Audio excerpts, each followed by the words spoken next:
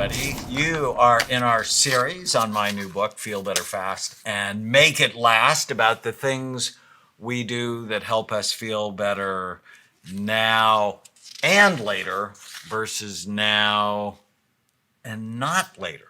And listening to this podcast is one of the things that can help you feel better now. You can share it and hopefully help you feel better later if you actually follow the things that we're giving you to do, if it becomes a habit. There are good habits and there are bad habits. And in fact, I want to read one of the reviews we got because this is fun for me. This is one of the things that makes me feel better fast. So please keep sending them. As we're going to see coming up under inspiration, it drips dopamine in your brain. Right. So much fun. So this is from Michelle Ray Healing. That's her name on that she has posted. After receiving a SPECT image scan in 2012, I've dedicated my life to healing my brain and recovering my health. I've enjoyed and appreciate every podcast that I've heard so far. Dr. Amen and Tana Amen work so well together and provide a sense of humor that lightens very heavy topics. I think she thinks that we are crazy together. Anyways, if she only knew. If she only knew, yes. These podcasts are so informative and provide essential information for healthcare practitioners and people who are interested in transforming their lives. Thank you. It's awesome. So thank you so much. Well, that's why we do this. That's why we're here for you. And, when I wrote Feel Better Fast, we talked about brain. You got to get your brain right to feel better fast. But the next part, once you get your brain right, is you have to get your mind right. And what I've learned is so many people live with bad habits, bad mental habits. And what we often tell you is where you bring your attention determines how you feel. So before we get too far down the road with our next topic, a lot of people ask when you write a new book, because you come out with them fairly quickly, and you're a prolific writer. What's the difference? Like, what is going to be unique about this book? I mean, the title says a little bit of it, but tell us what's different about this book compared to, obviously, Memory Rescue was very specific, right? So that one was pretty clear. That one's about you're going to the dark place. What can you do to rescue your mind and your memory? But why is Feel Better Fast different than, say, Change Your Brain, Change Your Life? Well, Change Your Brain, Change Your Life is sort of the method we use here at Amen Clinics.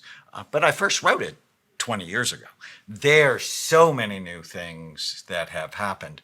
And the idea behind Feel Better Fast, it's really for 2020. It's so many people have short attention spans. And it's what are those things that people do that help them feel better now, but not later, versus now and later. Okay. So it's what I see in my office day in and day out. I saw somebody yesterday who had trouble stopping smoking pot because it made him feel better now, but he didn't like it. Right. He didn't like the dullness that he felt. And his partner didn't like how he acted when he was on it. So it's very much, I get rid of the pain now, but it causes trouble later. Mm-hmm. And so this book is based on a major theme in my practice, is how can I get people to love doing the right things that help them feel better fast, but in a way that lasts. Okay, so if I'm understanding, Change Your Brain, Change Your Life, which I already know this, but I just want to put this out there, is really about the method we use here at Amen Clinics. It's about why we do what we do, and it's about how really it can transform lives. This is more about what you teach patients on a day, like change your daily habits. Like these are the things you can do every day, right now, in the moment, that last long term. And the book is filled with tiny habits, right, which we've talked about. But it's what's the smallest thing I can do today that will make the biggest difference. So leverage. And you can leverage your behavior. So for example, I know if I put my Fitbit on in the morning, mm-hmm. I'm much more likely to get 10,000 steps than if I don't put it on. Right. And other people tell me, I know if I put my workout clothes If I get them out the night before, I will work out tomorrow. Right. And so it's really the science of how people can change. So like, so metaphorically, it's really cool, and we need to get going. But I'm doing this emergency volunteer class for the city, and they teach you how to lift these like couple 1,000-pound platforms if someone were stuck underneath it, and you do this cribbing and shoring and whatever. And it looks pretty cool because it looks like pretty heroic. You can like lift this couple 1,000-pound platform with a crowbar, basically, and it looks pretty awesome. It looks like it's a big deal, but really, if you leverage it right, it's not that hard. So if you're using the right technique, it's really not that hard. It's actually pretty simple. So, I mean, in essence, it's that same idea. You do the right things, and it's not that hard, and you're able to do something pretty cool. I really like that. Yeah. I like that. See, I'm smart. It's about leverage. I knew you were smart. That's why I married you. Besides, Don't even. you're Don't so go there. cute. Okay, You're so don't go cute. there. You should have just ended it where you did. All right. You're Feel getting better yourself in fast trouble. and make it last. Marry a redhead. No, I thought you said that caused pain. Rational mind. So, got to get your brain right. And the tiny habit was, is this good for my brain or bad for it? Mm-hmm. Rational mind is where you bring your attention determines how you feel. And I was talking to one of my patients this morning, and when she could get her mind in the right space of gratitude, mm-hmm. of excitement, that her team is not there to punish her, her team is there to support the goals she has, and kindness and gratitude really make a big difference. It changes everything in her life. And so on my new public television special, for the first time, Chloe did a section with me. It was really so much fun to have our 15-year-old daughter do a section. And she did a section on rational mind with me. And she was actually pretty vulnerable on national television. And she does not like to be vulnerable, so. On national television, she talked about some of the thoughts that tortured her. Like, I'm not good enough, mm-hmm. which is so common among many of the women. Especially teenagers. Well, in women. An exercise we did at Amen Clinics yesterday with our staff, there was a 59-year-old woman who said exactly the same thing. So I'm not good enough. But on the show, Chloe said the thoughts that bother her is, I'm not good enough, I'm not smart enough, why do I have to work harder than other people? Why am I the only person who feels this way? I don't fit in.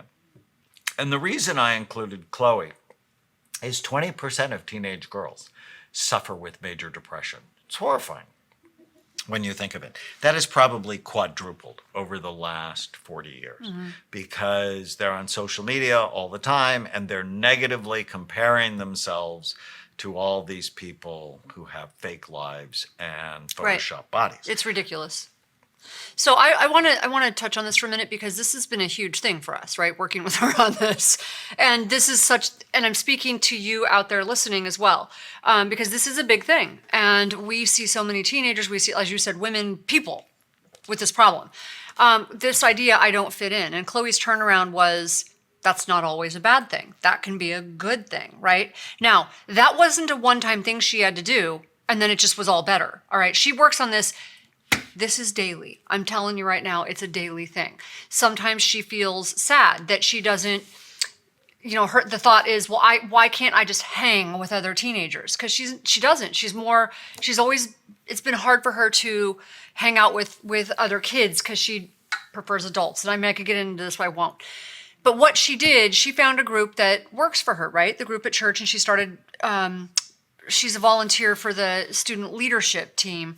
And this group celebrates those differences with her. So she found a group that celebrates her differences, that appreciates those differences in her.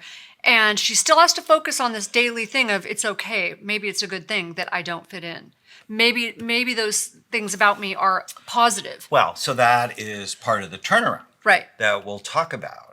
But they put her in that leadership role. When you feel sad, this is so important to pay attention to what we're going to talk about, because we can teach you how to flip it. But before we talk about that, I want to give people a little basic training for their mind. And I learned this when I was a biofeedback therapist. So 1987, 1988, when I just finished my training to be a psychiatrist and a child psychiatrist, I took a 10-day course on biofeedback, which is what's that? It's we actually hook up your body to measuring instruments, so hand temperature, heart rate, breathing, sweat gland activity, muscle tension, even brain waves. And if you know what's going on in your body, in the physiology of your body, you can learn to change it. And so what I used to do is hook up people to all these things, and then I'd do a word association test with them. I would go like mother, father, job, baseball, chocolate, and see what words they responded to. So if you hooked me up, when I got hooked up, and I would say mother, immediately my hands would get warmer. Yeah. They'd get drier. My muscles would relax. My breathing would be deeper. And I just felt better overall. But if you said father, my hands would get colder, they'd start to sweat, my muscles would be tense, my breathing wouldn't be as efficient, because, one was relaxing and one idea was stressful. So whenever you have a negative thought, your brain releases chemicals that make you feel bad. And it happens immediately. Your hands get colder, they start to sweat. So have you ever shaken someone's hand and they're clammy, cold and wet? Right. It's usually because they're nervous. Their breathing becomes erratic, their muscles become tense, and they can't think. Negative thoughts actually drop the blood flow to your brain. Right. And we've all had that experience where in the middle of the night, for some reason, some thought comes to your mind, something you have to do that's stressful, and you can't go back to sleep, and you toss, you turn, your heart rate's, we know that it causes these horrible things. And it happens immediately. Right. So thoughts are powerful. Thoughts actually have mass. Isn't that crazy? They have weight. That's crazy. And your thoughts virtually affect every cell in your body. So a lot of negative thoughts is sort of like the pollution in Beijing. It really can negatively impact your immune system. It can negatively impact blood flow to your brain. So is that why when I am regularly, as a discipline, doing the meditation, listening to I actually really like the Bright Minds music, and I'm listening to that, and I'm doing my meditation, my prayer on a daily basis, and I read my little verses, and I literally feel high. But then I get really busy like everybody, and I get away from it for, a week or two, and I start to feel weighed down, right? Right. That's exactly Right. what's going on. And so the opposite is also true. Right? When you have negative thoughts, your body responds immediately in a negative way. But when you have positive thoughts, happy thoughts, hopeful thoughts, loving thoughts, we have a lot of those about each other, your brain releases a completely different set of chemicals that make you feel good immediately.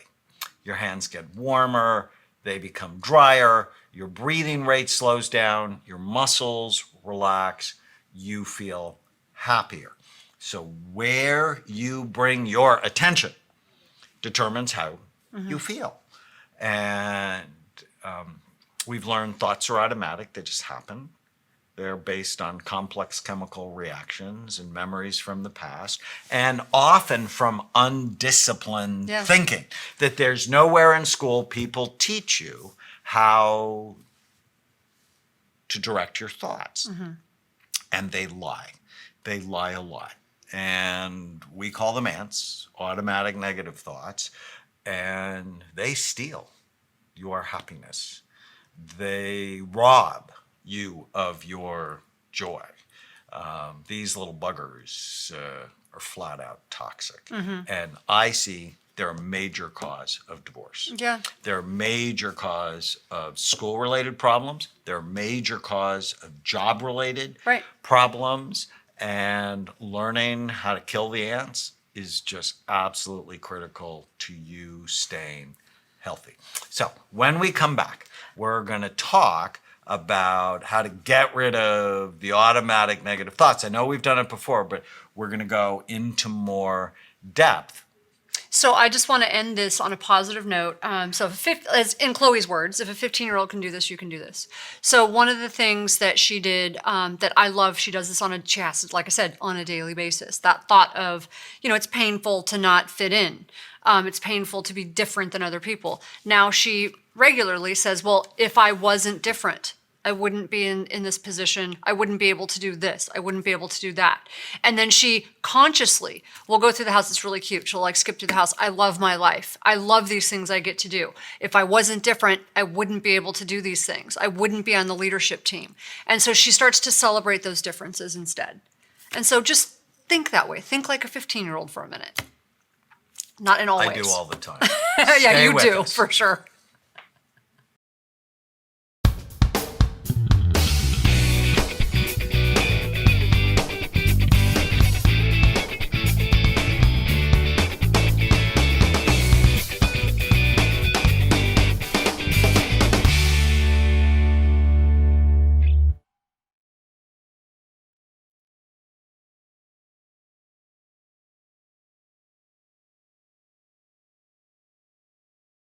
Welcome back. We're going to help you become a master anteater. You don't have to believe every stupid thing you think. So important. If you want to feel better fast, I want you to carry around these 3 little words. Is it true? But first, you want to read a testimonial. I do. So this is from Hot Stuff something hot something. Okay. From Canada. From Canada. Hot stuff. Hot stuff something.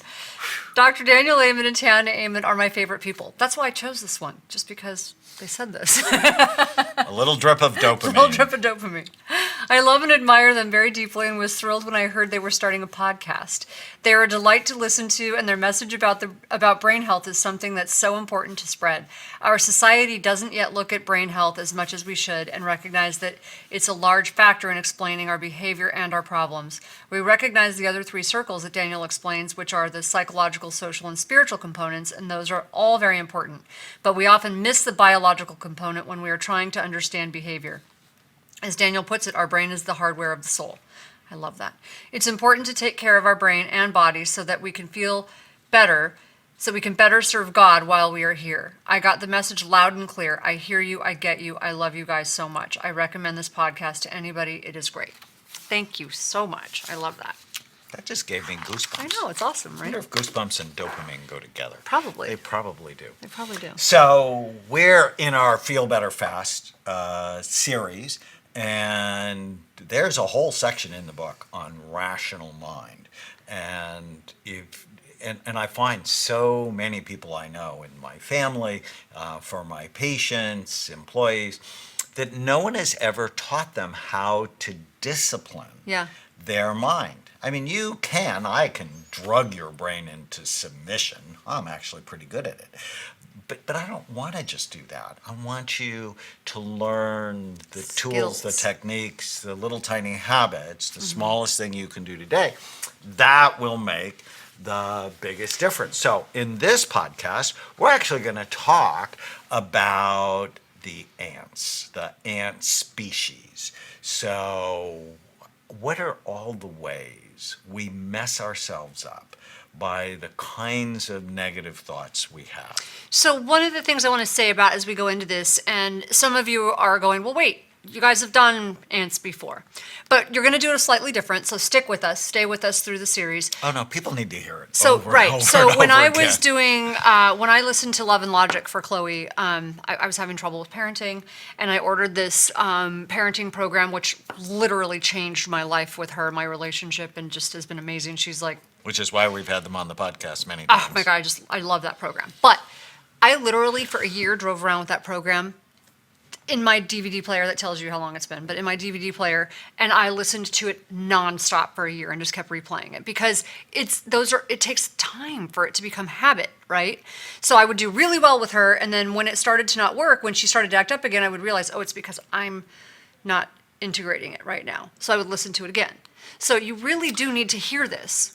Right. And I think the reason I like doing it a lot is it helps me. Well, and it helps me not have negative thoughts. Because when you're trying to change the world like we are, you get attacked and your thoughts can become distorted. And see one, do one, teach one.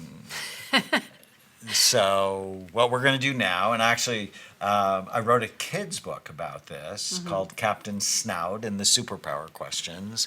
And I'm so thinking with the political turmoil Oh my God, in this I'm so country done. that both sides are filled with ants. And these negative thoughts are driving, they drive. But it's very mobs. sad. We have they more- drive negative behavior. And so We have more in common so than let's we talk don't. about the 7 different kinds of ants. Yes. And the first one is all or nothing ants. That's where things are all good or all bad. And it's where we're like Black the or white. historic party, political party, or you demonize Right. people. And what I've learned through the brain imaging work that we do, the world is totally gray. Plus, on a test, so you know you're doing all or nothing thinking. Right. Whenever you think in words like always, never, every time, everyone. And if you remember in college, Right. whenever they asked you a test, this is always this way. 99% of the time. Just mark it false. Right. Right? Because there are just so very few absolutes in the world, except I absolutely love you. And if I mess up, you'll absolutely Right, kill me. yes. Right? So those are absolutes. If that was on the test, You I would can go, mark correct. that one true. World's smallest handcuffs. She's pointing to my wedding ring. But whenever you have those thoughts, for example, Tana never listens to me. Complete nonsense. Is that true? Total and complete nonsense always. Right. But when you have a thought, even if it's not true, like that one's not true, Right. when you have a thought, if you don't question it, Right. you believe it Yes. 100%, and then you act as if it's true. So those are all or nothing ants. And then we have just the bad ant, where, and you see this totally in this political climate, they focus on one thing that may have happened 20 years ago, and they escalate the negative thing Right. and exclude all the positive things. Right. And both sides do it. And it's just, and they forget the fact that we have more in common together than we don't. So it's very annoying. But I work on this one a lot with people that I've coached, and it's like something really bad, truly horrible could happen to someone. But that person has played it over thousands of times in their mind, right? And so, and this is hard to say to someone who's been traumatized. But the one who made me really who helped me with this was Byron Katie. When she said, okay, I understand that this thing happened to you. It was terrible. This person did a terrible thing to you. But you've done it to you thousands of times. Right. By They did it allowing once. yourself to replay And it. people who've replayed the trauma over and over And she over looked at me again. and she said, who's worse to you? Who's meaner to you? And at first I was angry. And then I went, oh, wow, that's like powerful. I was being worse to myself. So it's a powerful thing because it puts you in control. It puts you in control. Another example of just the bad, if I gave a talk, so I was in Vancouver, Canada recently, and talked to hundreds of people, and say, for example, someone up front fell asleep during my talk. Oh, this is powerful for me too. This happened to me. And so I get a standing ovation at the end. This person's but not- my mind focuses Right. on the one who fell asleep. I must be boring. And so where do you bring your attention?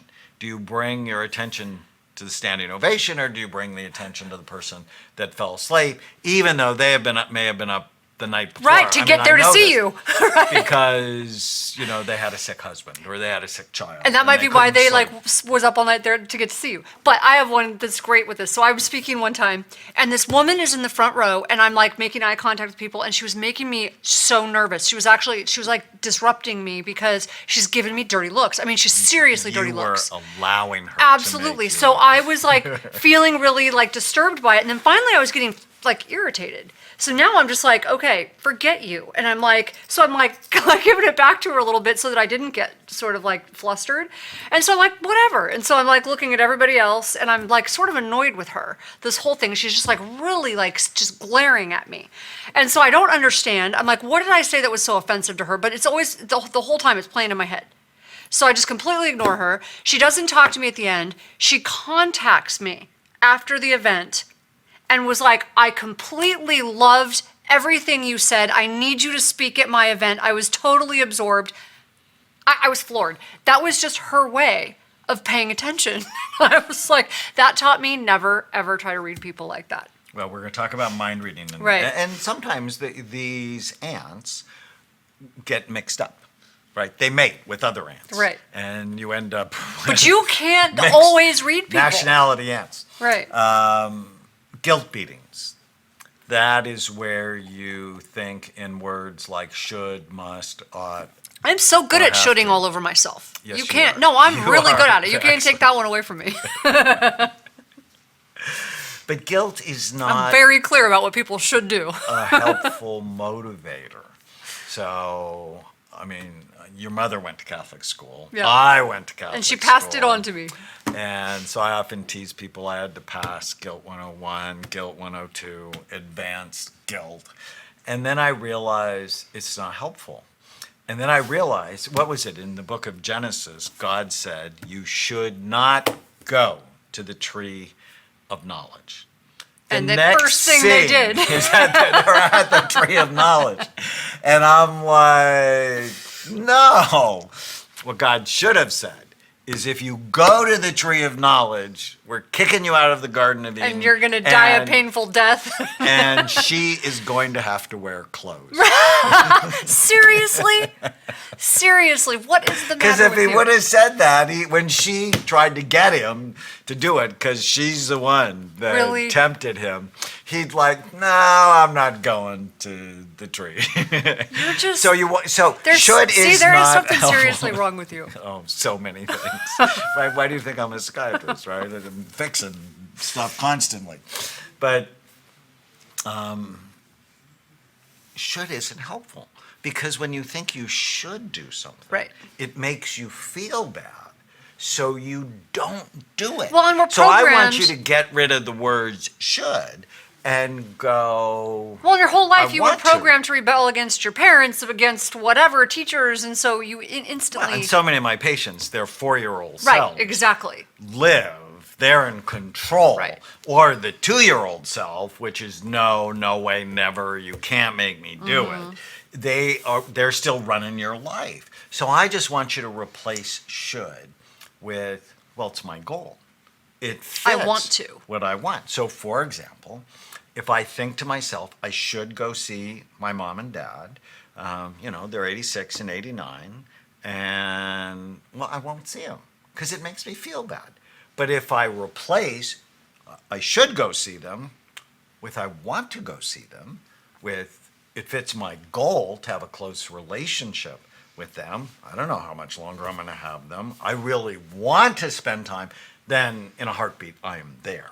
Well, that's so the it's same just thing. changing how you think. And that's the same thing, like with Chloe, when she's 15, so she is better than her attitude's better than 99% of 15-year-olds I know, but she's 15, so every now and then she gets this little snippiness or whatever, and I start to go back to my old ways of like, yeah, no, cut it, and I get like really frustrated, but Because now you I have stop the should myself. stuff. Well, and it irritates me, so I get that like really quick. Because of the Right. shoulding all over yourself. Right. And so, but now, because of a lot of work I've done, like a tremendous amount of work and listening to it over and over and over, I stop myself for a second and I'm like, okay, if I say that, like, how is it going to help me? Does it fit the What- goal what is my you goal? have in your relationship with her? Right. We're like this, and she listens to what I say, and she respects what I say. She's not in trouble because we are close. Right. Like, how is that going to I think help? your natural tendency without Oh, this stop training it. Cut it off at the knees. You can be harsh. Oh yeah, cut it off at the knees. And that's not who you really No, are. I don't want it with you. I don't want it with her. So this training has been so important. Yeah. It has so decreased my stress. The next one is labeling. That is where you label yourself or someone else with a negative term. He's a nerd. She's a brat. He's a jerk. I'm an idiot. Clown. And I grew up with this in my And now house. you're a Democrat or Well, you're and a I Republican. grew up with this in my house, like 24/7 going on. You know, my stepfather was a redneck, career military, and I would walk in. See, I just labeled him, but I would walk in the house, and this was going on from morning till night with the news, with his. We all label people. But Psychiatrists it's so do. you grow up with it You have a and you personality carry it disorder. on, and you have to learn. As a nurse in the ICU, what labels did you have for patients? Oh, well, we weren't allowed to like label them as far as we would get in trouble if we said anything about their backgrounds. But we did say things like they're gorked or they're vegetables or like that was really bad. But we couldn't say anything about them as far as like I was in a Christian college. So, but as nurses, like behind the scenes. Oh, I went to Christian medical school. But when I got to Walter Reed, I mean, the labels they'd have for patients. You know, one was Gomer, get out of my emergency room. Those types of Because things. it's whenever no, you we would, label. but we had worse ones for psychiatrists. So just FYI, Like what? we didn't like the psychiatrists. Other than to get our vitamin H, which is Haldol when someone was climbing out of bed. So what labels did you have We just for- thought you guys were insane, all of you. So Well, there is some truth to that. Whenever you label someone, you lump them with Mm-hmm. all of the people you've ever known who Right. have that label. And you can't deal with them individually. No, you demonize. And that almost cost me my marriage. Because when Tana first found out I was a psychiatrist, she almost canceled her first Right, I date did. with me. Yeah. Because Because she of that. didn't want to be analyzed, even though she desperately needed to be analyzed. and the truth is we're all analyzing. We're all constantly analyzing. Right? We're all constantly judging, whether it's for discernment or whether it's, because you're Constantly harshly. labeling. Right. But you have to right? catch yourself. Whether that homeless person is an alcoholic, Right. I'm not going to give them money to support their habit. And I like Pastor McPherson when he was on the show. He's like, look, it's not about, he's like, you're lying to yourself if you say that you're not racist or you're not judgmental. The goal is to recognize it and sort of transform it, right? It's not to say you're not, because we all do it. It's more to know you're doing it and turn it into something more positive and recognize it and do something with it that isn't harmful, right? I forget how he said it. You should listen to the podcast. It was beautiful. It was absolutely amazing how he said it. So when we come back, we're going to talk about a couple of other different kinds of ants and how to get rid of them. Stay with us.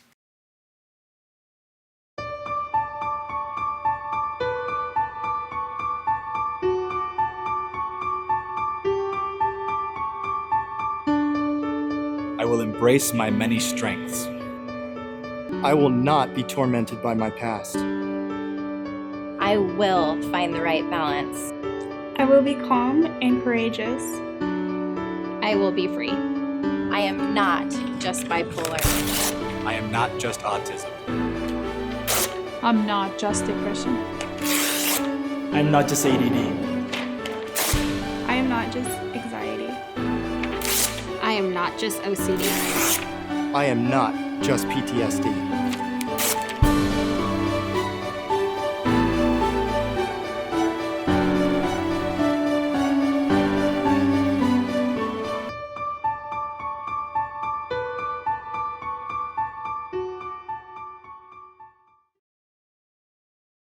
Welcome back. We are in our Feel Better Fast series, and we're talking about rational mind.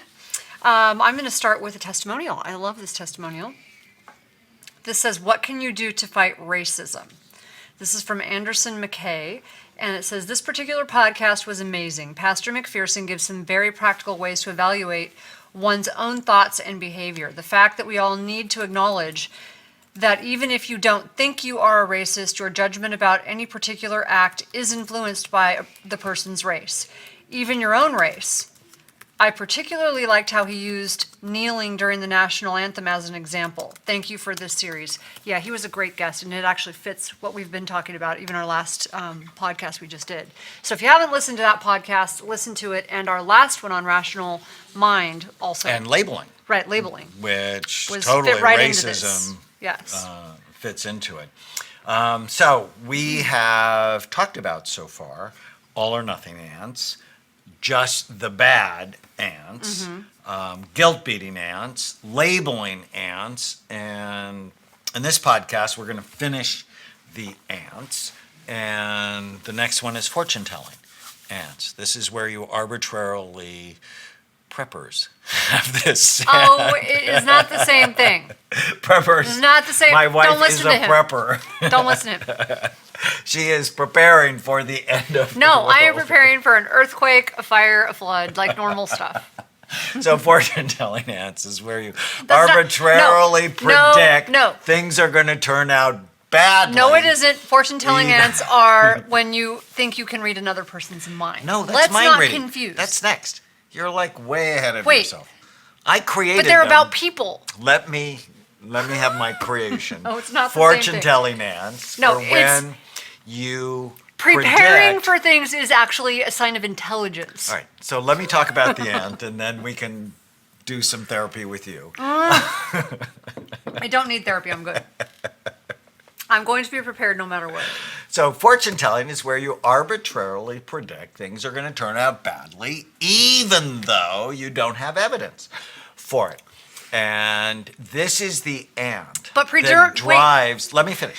This is the ant that drives anxiety. It drives panic attacks. I used to be masterful at this ant. So, for example, if I almost got into an accident, I wouldn't say thank God, everything's okay.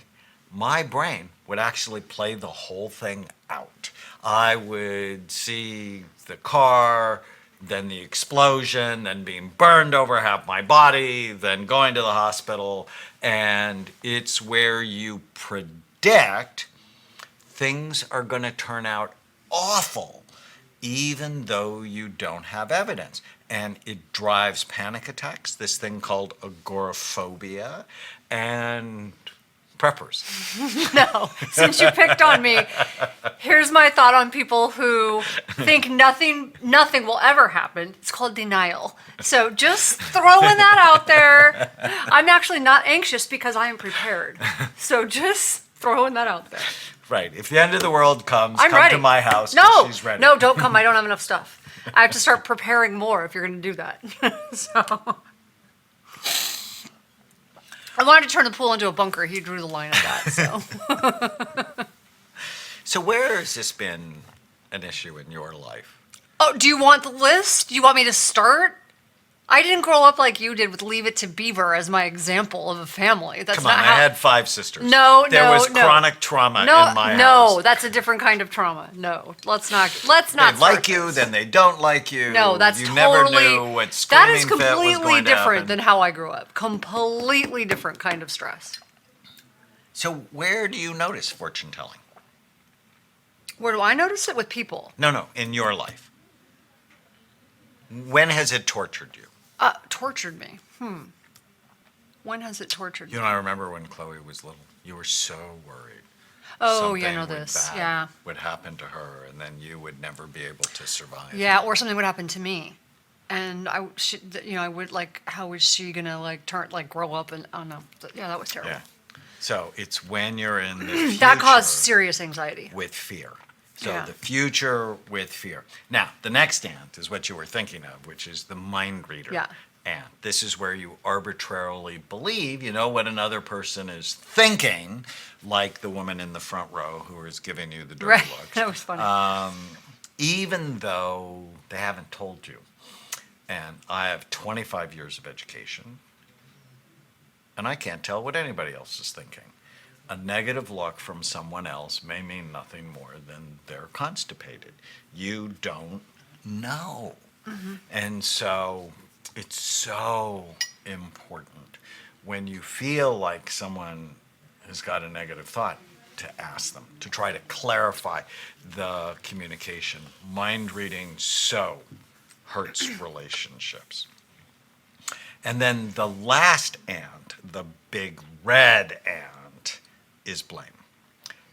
The blaming ant. It's when things go wrong, you don't look at yourself and go, what could I do better? It's you blame your wife, you blame your husband, you blame your boss, you blame your kids, you blame the Democrats, you Well, blame and there are the some people who Republicans. just blame everybody and they're just perpetually in a victim mode. And once they identify with that victim mode, they have to blame someone or everyone else because they've got to stay in the victim mode. And it's just completely devastating to your life. Well, and the problem with blame is whenever you blame someone else for the problems in your life, you can't change anything. You become a victim and you're powerless. And I don't want that for you. Now, I also don't want you to turn the anger on yourself because a lot of people go, well, if I don't blame them, then I have to blame Nope. me. And it's like, no, that's take not responsibility. helpful. And you're the one that actually taught me about responsibility. It doesn't mean blame. It means Ability to respond. ability to respond. I always want the ability to respond. I'd rather I had that power over things in my own life than give it away. And many people have been victimized. I mean, let's be clear. Oh. People have been victimized, but it's how do you respond Right. to it? And actually in Feel Better Fast, there's a whole section on post-traumatic stress disorder. I'm very clear. I have been victimized in the past when I was a child, but I am not a victim. Does that make sense? Those are two different things. And so the tiny habit is whenever you feel sad or mad or nervous or out of control, write down what you're thinking and then ask yourself, is it true? And both Tana and I are huge fans of our friend Byron Katie. And she has this methodology that I talk about in the book of questioning your thoughts. You don't have to believe every stupid thing you think. And learning how to discipline your mind can turn around how you feel fast.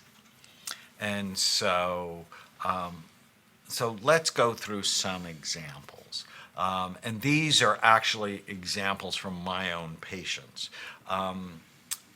One patient told me, I'm useless, I'm worthless, which is an all or nothing ant. Right. You're either It's a all common one, good too. or all bad. Very common. And so here's the method. Is it true? And immediately she said no. She said, cracks the thought. The second question is, can you absolutely know that it's true? She already if said one no. is no, then two is automatically no. The third question, which I think is so powerful, is how do you feel when you have that thought? How do you feel and how do you act when you have that thought? And what she said is, I feel dead. Yeah. I feel weak. I feel foggy. I feel withering. And I like one extra part that you can add to that is how do you treat other people when you have that thought? So for her, it would be withdrawal. Right, disconnected. Disconnected. The fourth question, so the first question is it true? The second question, can I absolutely know if it's true? The third question, how do I feel when I believe the thought? The fourth question is, who would I be or how would I feel if I didn't have the thought? If I couldn't have the thought? And what she said is I'd be optimistic, purposeful, content, happier. And then the last thing, so what you're already realizing. And if you added that, how would I treat other people? Connected, probably loving. So it's our thoughts, often our ants, often the lies we tell ourselves that damages our relationships, that causes us to feel bad fast. So if you want to feel better fast, you have to discipline your mind. And this is not positive thinking. It's accurate. Accurate thinking. And then after you do those 4 questions, you turn the thought to its opposite, and you ask yourself if the opposite isn't true or even truer than your original thought. And so when I asked her to do this, I'm useless, worthless, it turned into I'm not worthless. I don't want people to turn it around with a narcissistic bend. I am amazing. That's No, but you can not- say I am useful. But you can say And then I you am need to come up with useful, examples of where that has I been true. have worth, or I like him just to go to the exact opposite. I am not worthless. And do you have any examples? And she said, yeah, I'm a team leader. I'm a daughter. See? I'm a wife. I'm a sister. And when you do that, you take the power away from thoughts. Now, so many people try to do it in their head. You got to write it. You got to write it. Yeah. Because once you write down your thoughts, you get them out of your So when I first started doing this, literally it took me forever because it's like anything else. It's like a muscle that hasn't been developed yet. It takes some time, but it's so powerful. But after a while, it gets really easy, like anything else. You start to do it quickly. Like it just becomes like, now it becomes like sort of a way you think naturally. But you still got to like get in the habit of doing it. And you have to like, oh wait, let me do the turnaround really fast. And then just do it quickly. But you have to go But you through gotta the do it, process. So yes. let's go with adjust the bad end. I'm not smart enough Yeah. to succeed. Is that true? I don't know. Right. Is it absolutely true? No. I don't know because I don't How know. do you feel when you believe the thought? These are actual examples from my patients. Stupid, less than others, unable to be promoted. Without the thought, creative and powerful. What's the opposite? There will be a lot of joy if I get rid of the trauma. But you need to come up with some sort of an example of what, even if it's tiny. Give me an example of when you have been smart enough. It could be when you were in 8th grade. I don't care. Like, what was something you did when you were smart enough, right? So, because what that does is it gives your brain evidence. So, even if it's the smallest thing, you helped your little sister with homework, okay? I mean, like little stuff. You read a story and it made someone's day, right? You were smart enough. So, come up with some example. And if you can find one example, You can find 2. If you can find 2, you can find 4. the next example, and this was an actual one, I'm not a good father. Is that true? Yes. Is it absolutely true? He said yes. How do you feel with that thought? Condemning, sad, disappointed, disgusted, withdrawn, And how do you, I say I would add to that, how do you treat others when you have that thought? withdrawn. Who would you be without the thought? More involved, happier, a better role model. What's the opposite? I am a good father. Do you have any evidence of that? I should visit my dad more. So that's a guilt-beating thought. True? Yes. Absolutely true? No. How do I feel with that thought? Like a bad son, guilty, sad. Without the thought, actually more likely to visit. So what's the goal?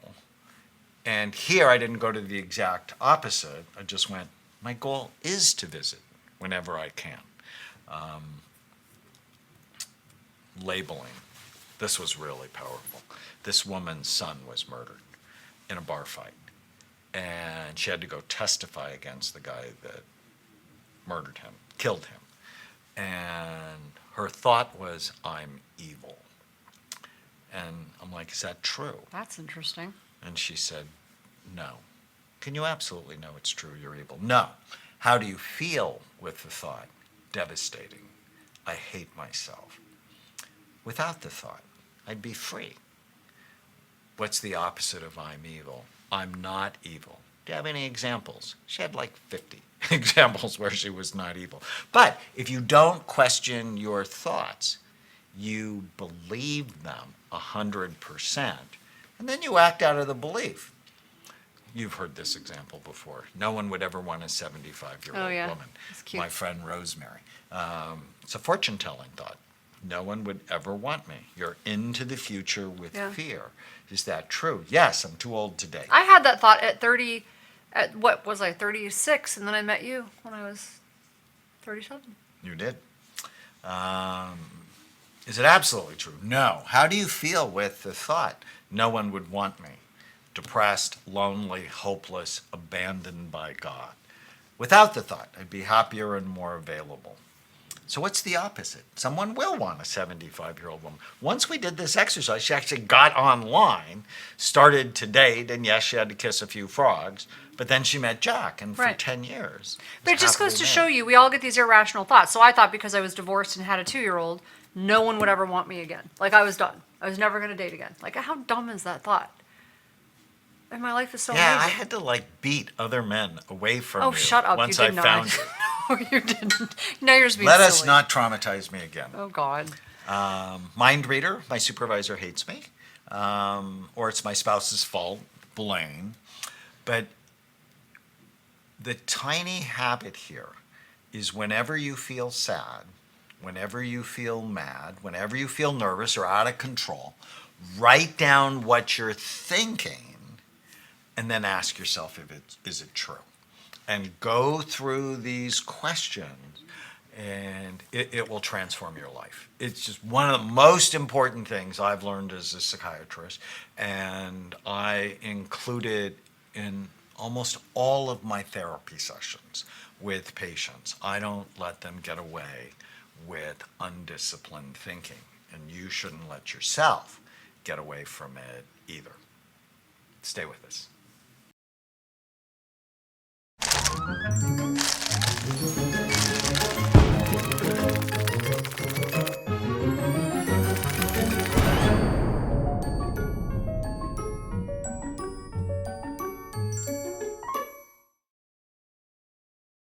Welcome back. We are still in our Feel Better Fast series, and this is the last podcast on rational mind.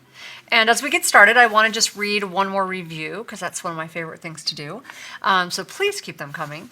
So this one's from El Coco 1. This podcast is informative, inspiring, motivating, and essential to everything that has to do with your physical, mental, and spiritual life. A well-rounded podcast from the experts themselves. You can't go wrong. Just received my Healing ADD book and excited to read it. My family has a history of cancer, diabetes, substance abuse, heart disease, obesity, including a brother diagnosed with schizophrenia. Sounds a lot like my family. It's been a relief to be able to have a place where I can make sense of it all and try my best to help my family.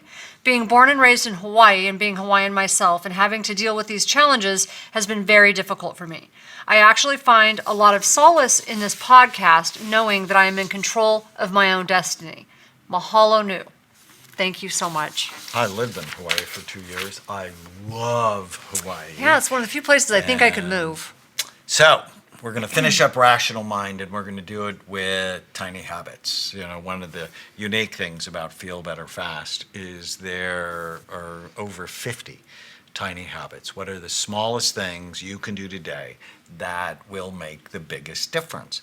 And once you do them, you have to actually celebrate, because the celebration produces a little bit of dopamine that makes you feel happy.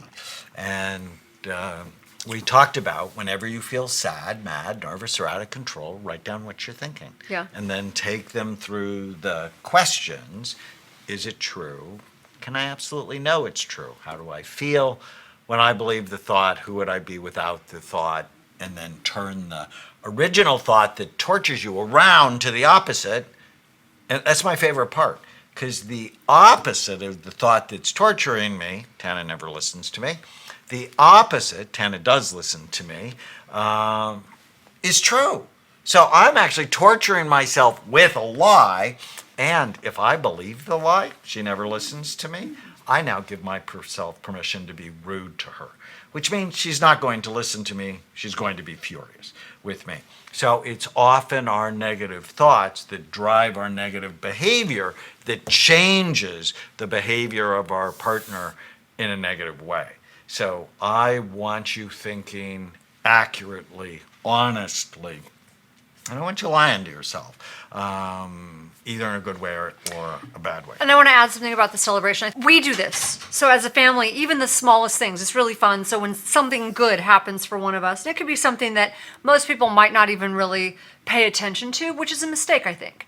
I mean, it's not for me to judge you on that, but it's a really good thing as a family because it helps you bond as a family. So when something good happens to one of us, we celebrate. But we don't go celebrate by getting drunk. We don't go celebrate by, smoking pot or going and eating a massive, chocolate cake.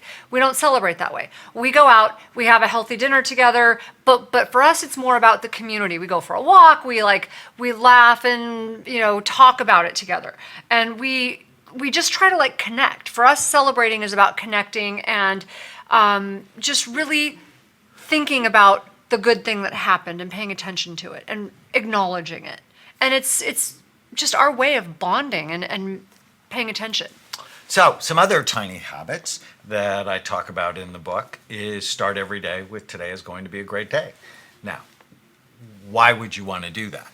Because your unconscious mind will then find why it's going to be a great day. Do you know that most people actually wake up with negativity? Because when you first wake up, your brain is sleepy. It actually has less blood flow when you first wake up in the morning. And so people will often wake up, sometimes in the middle of the night, like you said before, and they'll just start worrying about all the bad things. I wake up that with will you happen. petting me.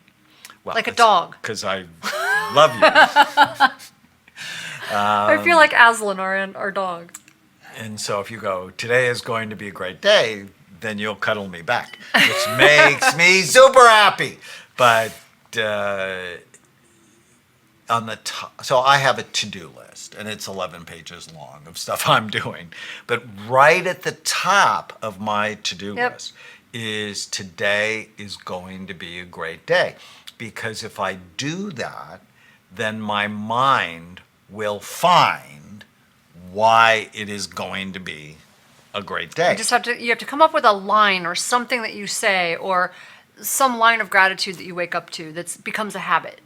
No, I want them to do this one. Okay. I want them to do this one because it's purposeful. Today is going to be a great day. And my patients who do this, they notice it makes a significant positive difference for them. And the bookend to today is going to be a great day is at the end of the day, and often it's great to do this at dinner with your family, is what went well today. Notice it. And if you talk about today is going to be a great day at breakfast and what went well today at dinner, you're beginning to actually flood your family with positive psychology techniques. And that's part of our celebration is something cool happens. Okay, so my daughter gets accepted into the, Mayor's Youth Council or whatever it is, something that happened. And we'll sit and we celebrate and it's well, what do you think made the difference? We'll notice the good things. Does that make sense? And so it's just it's a good thing to do. Right. And you want to hear about the hard things that happen always that day, but you want to also balance them with what went well today. Along that lines, try to get into the habit of writing down 3 things you're grateful for every day. Research has shown that increases happiness, self-esteem, self-control, longevity, and improves your relationships. When Tana and I focus on the gratitude we have for each other,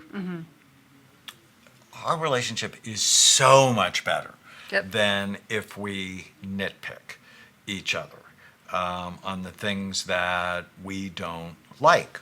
Where you bring your attention determines how you feel.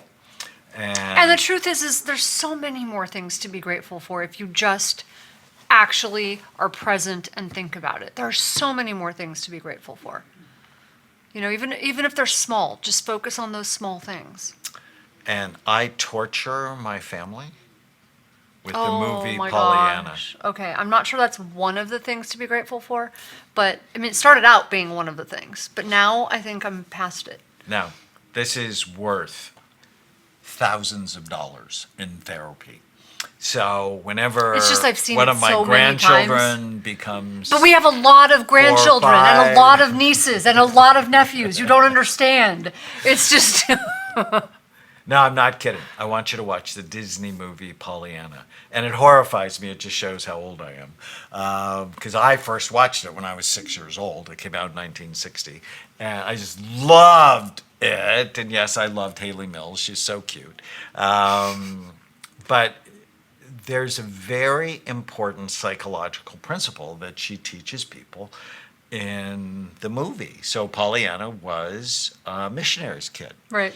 And her parents died, and she had to go live with her Aunt Polly, who's Was played not a by happy person. Jane Wyman. And you understand why Ronald Reagan actually divorced Jane Wyman, because Stop she it! so clearly played the witch. You know, she's not a happy person.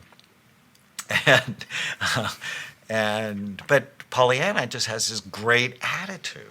And what she teaches people to play is a game that her dad taught her. So when Pollyanna was a missionary's kid, she wanted a doll. And so her parents wrote to the missionary council, and there was a mix-up, and they actually sent her a pair of crutches. And Pollyanna was crushed, and she was really sad, and her dad taught her to play the glad game. Whatever situation you're in, what is there to be glad about in this situation? And initially, Pollyanna said nothing. And her dad said, come on, you're a smart kid. What is there to be glad about these crutches? And she said, well, at least I don't have to wear them. And the movie really centers around the glad game. And she transforms An entire community. town. Yeah. And, you know, recently I was on a flight, and the flight was delayed, and it messed up the trip. And I'm like, so what is there to be glad about in having a delayed flight? And I'm like, well, they didn't take off. Right. With a damaged plane that would have caused my death. I can be glad about that. And I can be glad about that. you can be glad about that, too. Whatever situation you're in, what is there to be glad about in this situation? I want you to start keeping a journal. Journaling's so important. When I did the research on Feel Better Fast, which is, you know, what are the effective short-term kinds of psychotherapies that work, journaling was all over that. Yeah, this is one of the things that Write helps our down- daughter, Chloe. Write down. And I think every day it's good to just sort of rate your mood, your focus, your anxiety, your energy, and like on a scale of 1 to 10, 1 is bad, 10 is good. And that way, as you do these small, tiny habits, you'll notice that those numbers are being improved. So stay with us. We're going to talk about attachments next. Use the code podcast10 to get a 10% discount on a full evaluation at amenclinics.com or on our supplements at brainmdhealth.com. Thank you for listening to the Brain Warriors Way podcast. Go to iTunes and leave a review, and you'll automatically be entered into a drawing to get a free signed copy of the Brain Warriors Way and the Brain Warriors Way cookbook we give away every month.